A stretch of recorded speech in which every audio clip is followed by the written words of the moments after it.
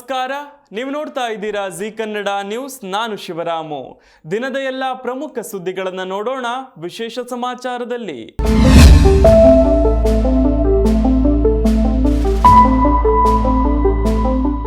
ಭಾರಿ ಮಳೆಯಿಂದ ಎರಡೇ ದಿನಕ್ಕೆ ಈಗಾಗಲೇ ಬೆಂಗಳೂರು ಮಂದಿ ಕಂಗಾಲಾಗಿದ್ದಾರೆ.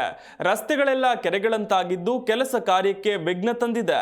ಆದರೆ ಬೆಂಗಳೂರಿನಲ್ಲಿ ಮಳೆ ಇದೇ ರೀತಿ ಇನ್ನೂ 1 ವಾರಗಳ ಕಾಲ ವಿಪರೀತವಾಗಿ ಸುರಿಯಲಿದೆ ಅಂತ ಹವಾಮಾನ ಇಲಾಖೆ ಮುನ್ಸೂಚನೆ ನೀಡಿದೆ.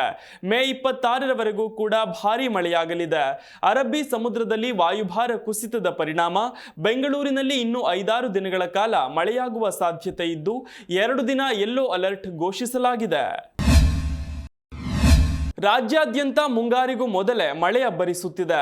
ಇದೇ ರೀತಿಯಾಗಿ ಇನ್ನು 1 ವಾರಗಳ ಕಾಲ ವಿಪರೀತ ಭಾರೀ ಪ್ರಮಾಣದ ಮಳೆಯಾಗಲಿದೆ ಎಂದು ರಾಜ್ಯ ಹವಾಮಾನ ಇಲಾಖೆ ಎಚ್ಚರಿಸಿದೆ. ಹಲವು ಜಿಲ್ಲೆಗಳಿಗೆ red alert, orange, yellow alert ನೀಡಲಾಗಿದೆ. ಮೇ 26ರವರೆಗೂ ಮಳೆ ಇದೇ ರೀತಿ ಮುಂದುವರಿಯಲಿದ್ದು ಮತ್ತಷ್ಟು ಚುರುಕು ಪಡೆಯಲಿದೆ. ದಕ್ಷಿಣ ಕನ್ನಡ, ಉತ್ತರ ಕನ್ನಡ, ಉಡುಪಿ, ಬೆಳಗಾವಿ, ಚಿಕ್ಕಮಗಳೂರು, ಶಿವಮೊಗ್ಗ ಈ 6 ಜಿಲ್ಲೆಗಳಲ್ಲಿ ಹೆಚ್ಚಿನ ಪ್ರಮಾಣದ ಭಾರೀ ಮಳೆಯಾಗಲಿದ್ದು ರೆಡ್ ಅಲರ್ಟ್ ಘೋಷಿಸಲಾಗಿದೆ. ಹೀಗಾಗಿ ಈ ಜಿಲ್ಲೆಯ ಜನರು ಮುನ್ನೆಚ್ಚರಿಕೆ ವಹಿಸುವುದು ಕಡ್ಡಾಯ. ಭಾರೀ ಮಳೆ ಮತ್ತು ಗುಡುಗು ಸಹಿತ ಮಳೆಯ ಕಾರಣ ಮೀನುಗಾರರು ಸಮುದ್ರಕ್ಕೆ ಇಳಿಯದಂತೆ ಸೂಚಿಸಲಾಗಿದೆ. ಇನ್ನು ಬಾಗಲಕೋಟೆ, ಧಾರವಾಡ, ಹಾವೇರಿ, ಹಾಸನ, ಕೊಡಗಿಗೆ ಆರೆಂಜ್ ಅಲರ್ಟ್ ಘೋಷಿಸಲಾಗಿದೆ. ಉಳಿದಂತೆ ಗದಗ, ಕೊಪ್ಪಳ, ವಿಜಯಪುರ, ಬೆಂಗಳೂರು ಗ್ರಾಮಾಂತರ, ಬೆಂಗಳೂರು ನಗರ, ಚಾಮರಾಜನಗರ, ಚಿಕ್ಕಬಳ್ಳಾಪುರ, ಕೋಲಾರ, ಮಂಡ್ಯ, ಮೈಸೂರು, ರಾಮನಗರ, ತುಮಕೂರು ಜಿಲ್ಲೆಗಳಿಗೆ ಯೆಲ್ಲೋ ಅಲರ್ಟ್ ಘೋಷಿಸಲಾಗಿದೆ.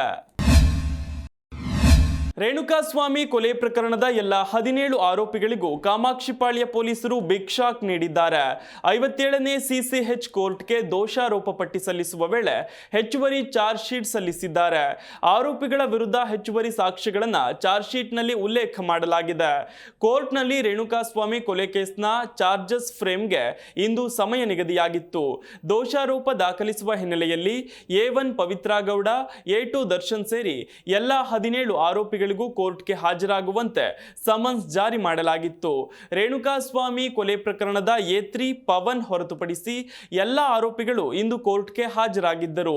ಆಪ್ತ ಗೆಳೆಯ ನಟ ಧನ್ವೀರ್ ಅವರು ದರ್ಶನ್ ಜೊತೆಗೆ ಆಗಮಿಸಿದ್ರು. ಕೋರ್ಟ್ ಹಾಲ್ ಒಳಗೆ A1 ಪವಿತ್ರ ಗೌಡ ನಿಂತಿದ್ದರು. ಮೊದಲಿಗೆ ದರ್ಶನ್ ಅವರು ಕೋರ್ಟ್ ಒಳಗೆ ಬಾರದೆ ಹೊರಗೆ ನಿಂತಿದ್ದರು.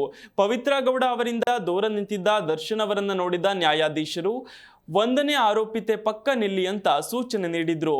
ಆಮೇಲೆ ನ್ಯಾಯಾಧೀಶರು ಆರೋಪಿಗಳ ಹಾಜರಾತಿ ತೆಗೆದುಕೊಂಡ್ರು. ಸರತಿ ಸಾಲಿನಲ್ಲಿ ದರ್ಶನ್ ಹಾಗೂ ಆರೋಪಿಗಳು ನಿಂತಿದ್ದರು. ಇಂದು ಬೆಳಗ್ಗೆ 11 ಗಂಟೆ ಸುಮಾರಿಗೆ ದರ್ಶನ್, ಪವಿತ್ರ ಗೌಡ ಹಾಗೂ ಇತರೆ ಆರೋಪಿಗಳು ಕೋರ್ಟ್ಗೆ ಹಾಜರಾಗಿದ್ದರು. ಕೋರ್ಟ್ ಸಿಬ್ಬಂದಿ ಕೇಸ್ ನಂಬರ್ ಜೋರಾಗಿ ಹೇಳಿದ್ದು ಆರೋಪಿಗಳ ಹಾಜರಾತಿಯನ್ನ ಖಚಿತಪಡಿಸಿಕೊಂಡರು. A1 ನಿಂದ A17 ಆರೋಪಿಗಳ ಹೆಸರು ಕೂಗಲಾಯಿತು. ವಿಚಾರಣೆ ಬಳಿಕ ಜುಲೈ 10ಕ್ಕೆ ಮುಂದಿನ ವಿಚಾರಣೆಯನ್ನ ಮುಂದೂಡಿಕೆ ಮಾಡಲಾಗಿದೆ.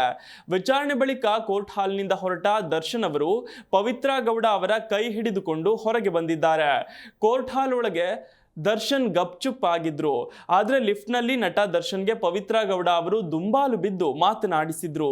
ಕೈ ಹಿಡಿದು ಫೋನ್ ನಂಬರ್ ನೀಡುವಂತೆ ಒತ್ತಾಯ ಮಾಡಿದ್ರು. ಕೊನೆಗೆ ದರ್ಶನ್ ಅವರು ತನ್ನ ಫೋನ್ ನಂಬರ್ ಅನ್ನ ಡಯಲ್ ಮಾಡಿಕೊಟ್ಟಿದ್ದಾರೆ. ಸಿಇಟಿ ಪರೀಕ್ಷಾ ಫಲಿತಾಂಶ ಇದೇ ವಾರ ಪ್ರಕಟಗೊಳ್ಳುವ ಸಾಧ್ಯತೆ ಇದೆ. ಇಂಜಿನಿಯರಿಂಗ್ ಸೇರಿದಂತೆ ವಿವಿಧ ವೃತ್ತಿಪರ ಕೋರ್ಸ್ಗಳ ಪ್ರವೇಶಕ್ಕಾಗಿ ನಡೆಸಲಾಗುವ ಸಾಮಾನ್ಯ ಪ್ರವೇಶ ಪರೀಕ್ಷೆ ಸಿಇಟಿ ಫಲಿತಾಂಶ ಶೀಘ್ರವೇ ಹೊರಬೀಳಲಿದೆ.